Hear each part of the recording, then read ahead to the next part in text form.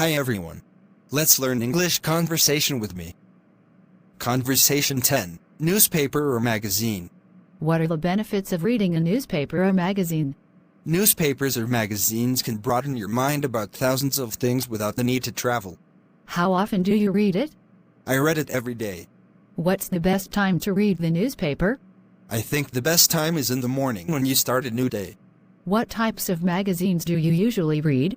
I usually read politics and fashion magazines. I also enjoy reading about culture and tourism. What's your favorite magazine? My favorite is the New York Times, which writes about all sorts of things: business, sports, movies, travel, books, jobs, education, and real estate. Do you read the paper or online news? I prefer online news to save money. How much does it cost you to buy paper newspaper per month? I only buy a monthly newspaper, so it doesn't cost much money. Around $5 per month. What is the most popular magazine in your country?